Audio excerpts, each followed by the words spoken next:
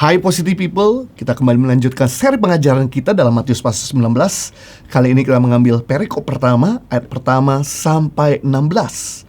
Adapun hal kerajaan sorga sama seperti seorang tuan rumah yang pagi-pagi benar keluar mencari pekerja-pekerja untuk kebun anggurnya.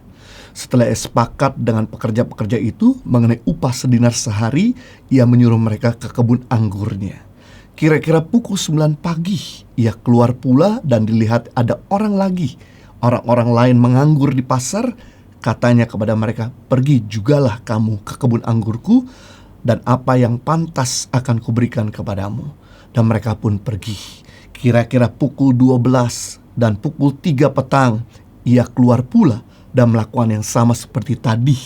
Kira-kira pukul 5 petang, ia keluar lagi dan mendapati orang-orang lain lagi. Lalu katanya kepada mereka, "Mengapa kamu menganggur saja di sini sepanjang hari?" Kata mereka kepadanya, "Karena tidak ada orang yang mengupahi kami." Katanya kepada mereka, "Pergilah juga kamu ke kebun anggurku." Ketika hari malam, tuan itu berkata kepada mandurnya, "Panggillah pekerja-pekerja itu dan bayarkan upah mereka, mulai dengan mereka yang masuk terakhir hingga mereka yang masuk terdahulu." Maka datanglah mereka yang mulai bekerja kira-kira pukul 5, dan mereka menerima masing-masing 1 dinar. Kemudian datanglah mereka yang masuk terdahulu, sangkanya akan mendapat lebih banyak, tetapi mereka pun menerima masing-masing 1 dinar juga. Ketika mereka menerimanya, mereka bersungut-sungut kepada tuan itu. Katanya, "Mereka yang masuk terakhir ini hanya bekerja 1 jam. Dan engkau menyamakan mereka dengan kami yang sehari suntuk bekerja berat, menanggung panas terik matahari." Tetapi tuan itu menjawab seorang dari mereka, "Saudara, aku tidak berlaku tidak adil terhadap engkau. Bukankah kita telah sepakat sedinar sehari? Ambillah bagianmu dan pergilah. Aku mau memberikan kepada orang yang masuk terakhir ini sama seperti kepadamu. Tidakkah aku bebas mempergunakan milikku menurut kehendak hatiku? Atau iri hatikah engkau karena aku murah hati?" Demikianlah orang yang terakhir menjadi terdahulu, dan yang terdahulu akan menjadi yang terakhir. Perumpamaan di perikop ini menceritakan tentang hubungan kerja antara penggarap kebun anggur dan pemilik kebun anggur, sebagai gambaran prinsip anugerah Tuhan dalam kerajaan sorga. Pemilik kebun anggur menjanjikan upah 1 dinar per hari bagi penggarap dengan hitungan waktu dari matahari terbit sampai terbenam. Ada penambahan penggarap pada jam 9 pagi, 12 siang, 3 dan 5 sore untuk bekerja di kebun anggurnya. Kemungkinan bukan karena kebun anggur itu terlalu luas untuk ditanami, melainkan disebabkan banyak orang yang menganggur. Belas kasihanlah yang mendasari mengapa pemilik kebun anggur memerintahkan mereka untuk bekerja di kebun anggurnya. Bukan pertimbangan kecakapan atau pengalaman mereka dalam bekerja. Oleh karena itu, setelah jam kerja selesai, upah pun dibagikan dengan sistem pukul rata. Muncullah rasa tidak puas di antara para penggarap kebun anggur, khususnya mereka yang telah bekerja sebelum jam 9 pagi. Apakah atau adilkah perbuatan pemilik kebun anggur itu? Jelas sangat adil. Kepada penggarap yang terdahulu sudah ada kesepakatan upah, sedangkan kepada penggarap-penggarap yang kemudian pemilik kebun anggur menyatakan kemurahan hatinya. Apa yang Tuhan ingin ajarkan kepada kita melalui perumpamaan ini? Perumpamaan ini ingin mengajarkan bahwa di mata Tuhan setiap pekerja adalah sama. Sama-sama bekerja, sama-sama mendapat upah.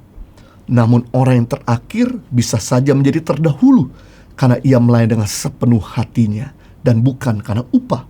Sementara yang terdahulu bisa menjadi terakhir karena melayani dengan motivasi upah. Orang yang demikian biasanya tidak setia. Mereka akan lari apabila kesulitan atau tekanan datang karena mereka adalah orang upahan. Kita harus melayani Tuhan dengan segenap hati, segenap kekuatan, segenap jiwa, segenap akal budi, bukan karena upah. Karena itu perintah Tuhan dalam Matius 22 ayat 37. Lakukanlah dengan penuh ucapan syukur. Lakukanlah segala sesuatu yang Tuhan percayakan dengan segenap hati. Upah yang Tuhan akan berikan merupakan kemurahan-Nya. Jangan menuntut, apalagi iri hati terhadap orang lain. Mari kita saling mendukung, bekerja bersama-sama dalam perluas kerajaan sorga di bumi ini melalui pekerjaan dan pelayanan yang Tuhan telah percayakan kepada kita.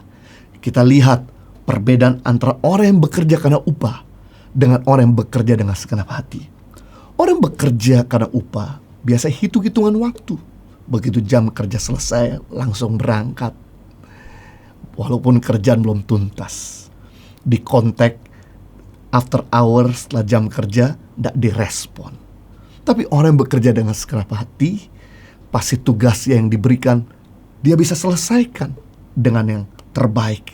Misinya harus dituntaskan setiap hari. Orang bekerja karena upah biasanya kurang setia. Tapi orang yang bekerja dengan segenap hati lebih setia. Berikutnya, orang yang bekerja karena upah kurang kuat terhadap tekanan. Mudah spoil, mudah lari, mudah gak kuat terhadap tekanan. Tapi orang yang bekerja dengan hati lebih kuat terhadap tekanan, lebih tahan banting. Orang yang bekerja karena upah lebih kaku dan monoton. Tapi orang yang bekerja dengan hati lebih kreatif dan dinamis. Orang yang bekerja karena upah iri melihat kelebihan orang lain. Tapi orang yang bekerja dengan hati memperbaiki diri supaya bisa lebih baik di kemudian hari. Orang yang bekerja karena upah cari untung untuk dirinya sendiri. Tapi orang yang bekerja dengan hati memberikan keuntungan bagi banyak orang. Orang yang bekerja karena upah dapat upah dari manusia.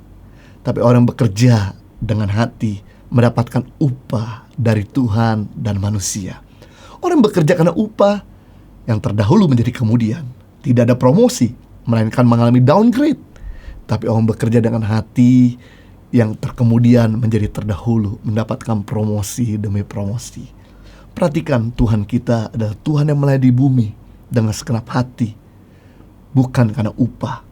Dia melayani dengan volunteer, bahkan menyerahkan nyawanya bagi tebusan untuk orang lain, untuk banyak orang. Itu sebabnya, karena dia melakukan dengan hatinya, Bapa memberikan promosi, nama di atas segala nama, Tuhan di atas segala Tuhan.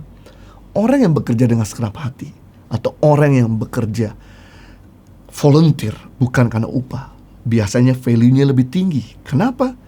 Karena tidak dibayar saja dia bisa melakukan the best, apalagi kalau dia dibayar, pasti lebih the best.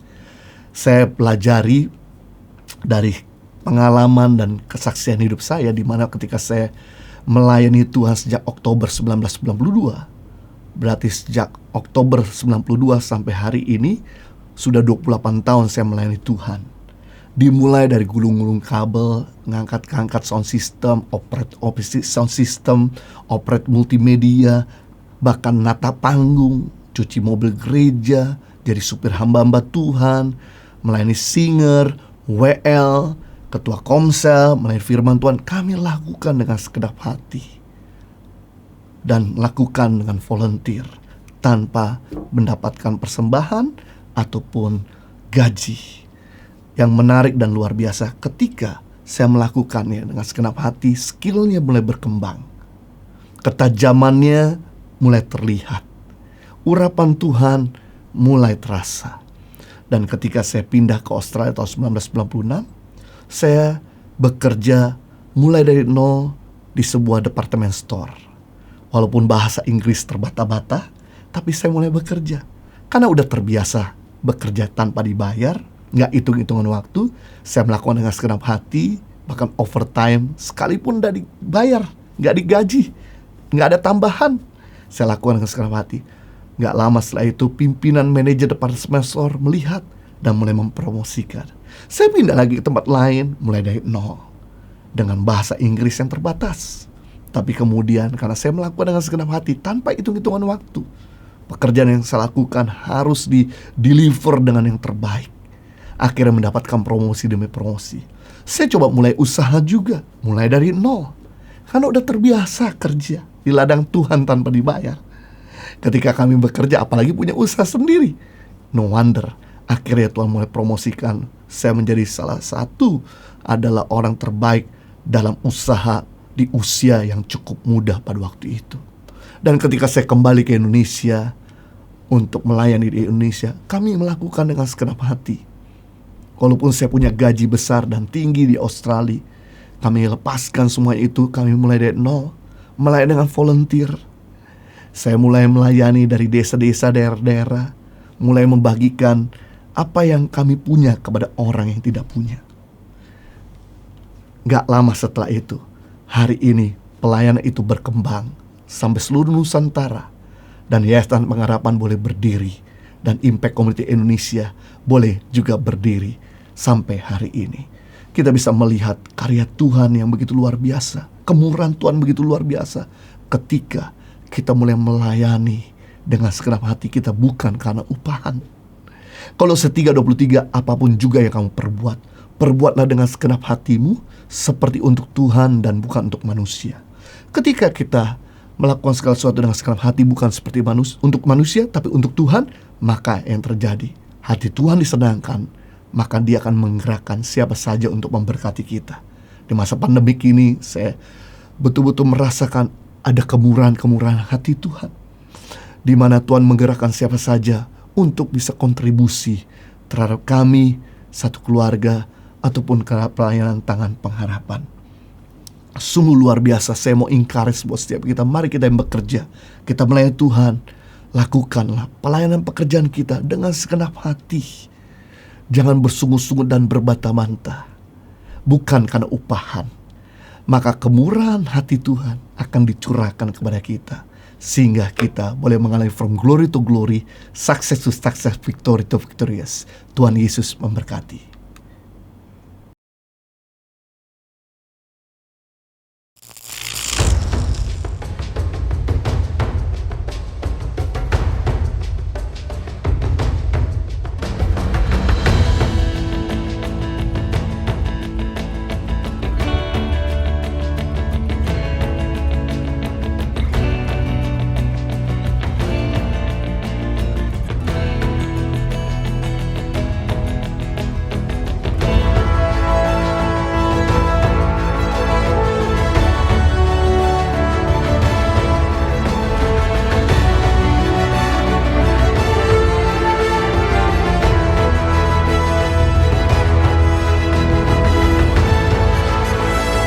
Suka duka, perjuangan guru Tangan Pengharapan dalam membangun pendidikan di pedalaman Indonesia.